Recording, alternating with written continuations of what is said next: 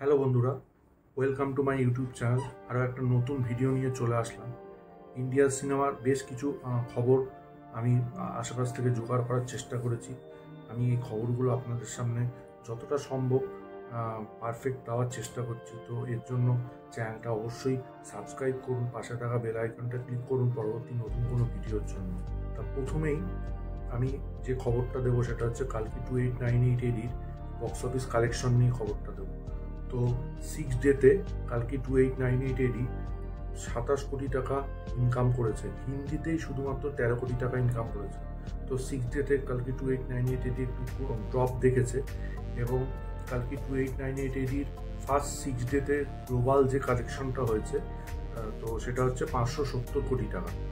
ইন্ডিয়াতে gross collection করেছে 410 কোটি টাকা, ইন্ডিয়াতে নেট কালেকশন করেছে 348 কোটি টাকা, হিন্দিতে হিউজ কালেকশন করেছে 133.50 করোড় কালেকশন করেছে, অন্ধ্রপ্রদেশ তামিলনাড়ুতে 145 করোড় কালেকশন করেছে, তামিলনাড়ু কেরালা কর্ণাটকে টোটাল 69.50 করোড় কালেকশন করেছে, ওভারসিসে হিউজ কালেকশন করেছে, হিউজ 160 করোড় কালেকশন করেছে ওভারসিসে কালকে 2898 আর প্রডিউসাররা আজকে একটা ফিগার ড্রপ করেছে তাদের অফিসিয়াল পেজ থেকে। সেটা হচ্ছে প্রডিউসাররা জানাচ্ছে যে 700 কোটি টাকা plus world wide gross collection already কালকে করে ফেলেছে। তো মনে হচ্ছে 1000 কোটির কাছে উপর চলে যাবে কালকে এবং অনেক বড় বড় রেকর্ড ব্রেক করবে। পরবর্তী খবরে চলে আসি। শাহরুখ খানের জওয়ান, যেটা বিশাল বড় বিজনেস করেছে এবং দারুণ সিনেমা একটা, সেই জওয়ান সিনেমাটা 29শে নভেম্বর জাপানে মুক্তি পেতে চলেছে। এরপরে সালমান খানকে নিয়ে একটা খবর আছে, সেটা হচ্ছে সালমান খান বরুণ ধাওয়ানের সিনেমা বেবি জনে ক্যামিও করতে চলেছে, যেটার প্রডিউসার হচ্ছে অ্যাটলি। তো শোনা যাচ্ছে একটা অ্যাকশন সিনে এই সিনেমাটায় ক্যামিও করতে চলেছে এবং এই সিনেমাটায় যে ক্যারেক্টারটা তার থাকবে, যেটুকুনি ক্যারেক্টার থাকবে, সেই ক্যারেক্টারটা দিয়েই অ্যাটলির সাথে যে সিনেমাটা করবে সেই ক্যারেক্টারের কিছুটা পূর্বাভাস এই সিনেমাটায় দেখা যাবে।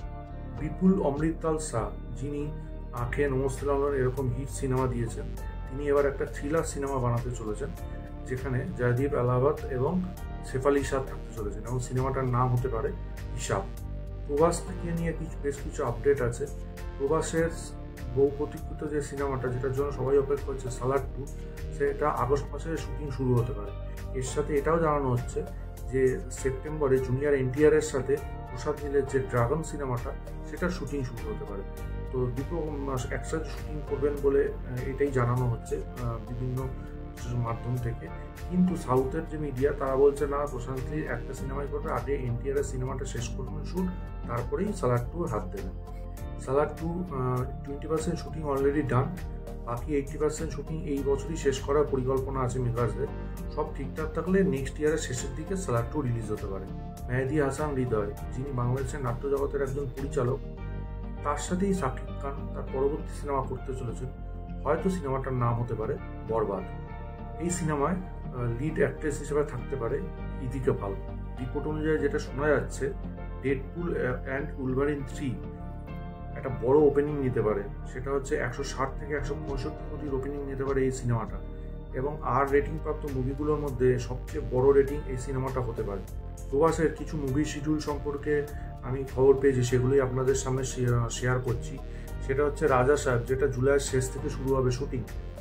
সালার 2 বললামই একটু আগে, আগস্টের 10 তারিখ থেকে শুটিং শুরু হবে। স্পিরিট বছরের শেষ দিকে শুটিং শুরু হবে, এটা যে কালকে 2 সেকেন্ড পার্টটা এই বছরের শেষেই নাকি শুটিং শুরু হবে, যেটুকুনি শুটিং বাকি আছে। অঞ্জলিলা বানসালি লাভ অ্যান্ড ওয়ার সিনেমাটার শুটিং এবছরের শেষের দিকে শুরু হবে। শোনা যাচ্ছে সঞ্জলীলা বানসালির সাথেও জি স্টুডিও এই সিনেমাটার প্রডিউসার হতে পারে। টোটাল 250 দিন ধরে এই সিনেমাটার শুটিং হবে বলে শোনা যাচ্ছে। 100 কোটি ক্লাবে প্রবেশ করলো বিজয় সেতুপতির মহারাজা সিনেমাটা। অনেক দিন পর বিজয় সেতুপতি একটা লিড রোলে বিশাল বড় সাকসেস পেলেন। প্রভাসকে ছাড়াই মহারাজা সিনেমার শেষ শিডিউলের শুটিং শেষ হয়ে গেছে। জুলাইয়ের দ্বিতীয়ার্ধে প্রভাস এই শুটিংয়ে যোগ দেবেন। 2025-এর সংক্রান্তিতে এই সিনেমাটা রিলিজ হওয়ার কথা। 8 বছর পর বলিউডে কামব্যাক করছেন পাকিস্তানি অভিনেতা ফায়াদ খান এবং তিনি একটা মুভিতে সাইন করেছেন বলে শোনা যাচ্ছে। তার অপোজিটে থাকবেন হচ্ছে বাণী কাপুর।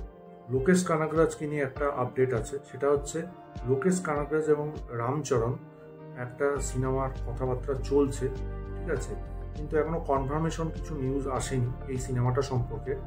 এবং এই ব্যাপারটা রিসেন্টলি সাউথের কিছু মিডিয়া আপডেট দিয়েছে। এটা এলসিউ এর পার্ট নাকি একটা স্ট্যান্ডার্লোন আলাদা সিনেমা সেইটা এখনো বোঝা যাচ্ছে না। তবে যাই হোক, যদি হয় এটা একটা সুপারহিট সিনেমা হতে চলেছে, কারণ লোকেশ কানাকজার একটা বিখ্যাত সুপারহিট ডাইরেক্টর এবং সাথে রামচরণ, আলাদাই একটা ব্যাপার হবে। আমি তো খুব এক্সাইটেড এই সিনেমাটার জন্য, দেখা যাক কি হয়। তো এতদূরই ছিল এই আপডেট। পরবর্তী অন্য কোনো ভিডিওতে আরও যদি কিছু খবরাখবর পাই ইন্ডিয়ান সিনেমা, সেটা আপনাদের সঙ্গে শেয়ার করব। কেমন লাগলো এই আপডেটগুলো আপনারা কমেন্ট বক্সে জানান। আমাদের চ্যানেলটা লাইক করুন, শেয়ার করুন, অবশ্যই সাবস্ক্রাইব করুন, পাশে থাকা বেল আইকনটা ক্লিক করুন পরবর্তী নতুন কোনো ভিডিওর জন্য। ততক্ষণের জন্য গুড বাই বন্ধুরা।